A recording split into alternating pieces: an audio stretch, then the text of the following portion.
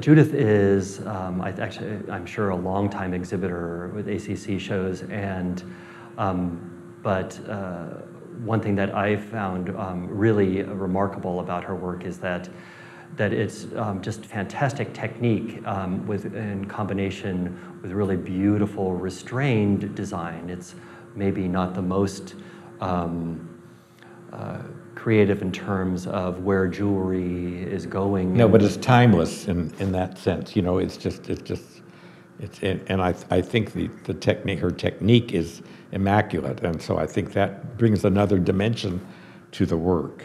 Yeah. You know. Yeah, so there are a lot of really technically proficient jewelers at the show, and that in itself is not enough.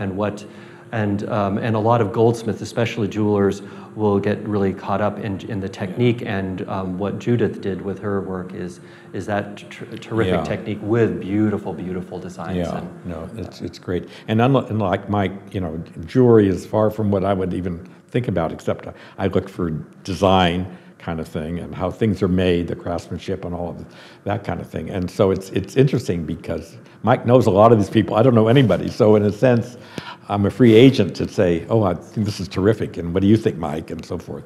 And so I think from that point of view, I think it's kind of, for me, it's kind of exciting because I didn't know any of these people.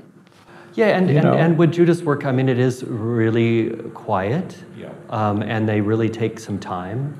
And but the more you look at them, you realize the design that went into the pieces and the workmanship that went into the pieces, and it's really beautiful, very quiet and elegant, wonderful work, and we're really delighted to be able to give her this award.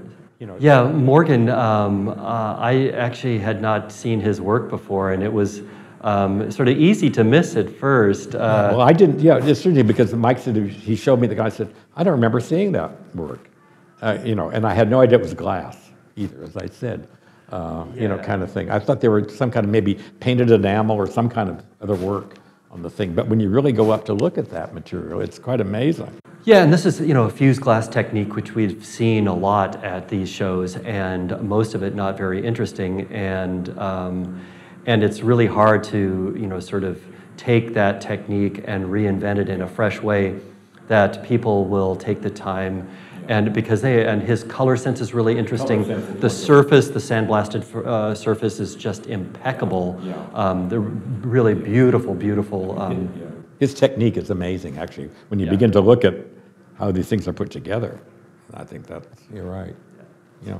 So he was a surprise of the show, and that was a pleasant surprise, and I'd give that award. And I was really serious in telling him I'm going to talk to him after this interview about how he can maybe take the work he has there and make it look better, because I think the presentation is so much, it's just as important almost in some cases even more so than the work, because you're going to catch someone's eye as they're going by through, and the simpler the better in terms of, because so many people have so much stuff. And well, I just was knocked over about her work. I just love it. I really do. I love the booth.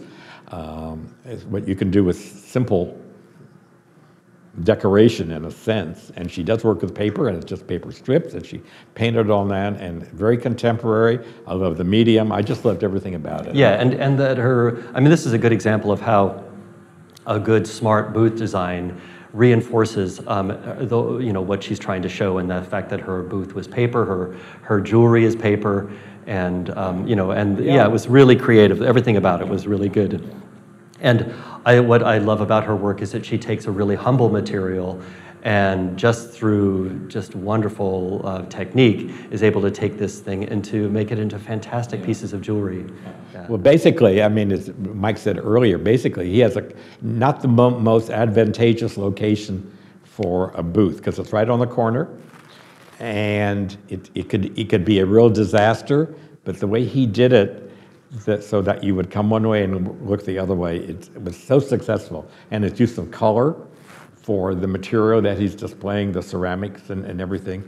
It's very effective. It stands out, and I think a lot of people don't realize when you paint a dark, instead of having everything white, when you paint a dark color, it really makes those pieces pop. It offsets the work a lot, And so I was just very pleased with his work is contemporary and the booth is contemporary. And with the ACC show in San Francisco being a single pier where it normally is 2 piers, you know, there were a lot more people that, you know, just people had to be crammed into a smaller space. Yeah, that's right. And he used that liability in a really creative way, and and it was very successful. You would not... Well, you know, because he could have done it the other way, which wouldn't have been nearly as attractive if he did it as a concave, whichever. Which would have been the instead of this way, which would have been the more traditional way of doing it, and it was really smart. Yeah. No, it was really. So it almost looked like 2 booths, basically. You know, which I think gave him an advantage of the space.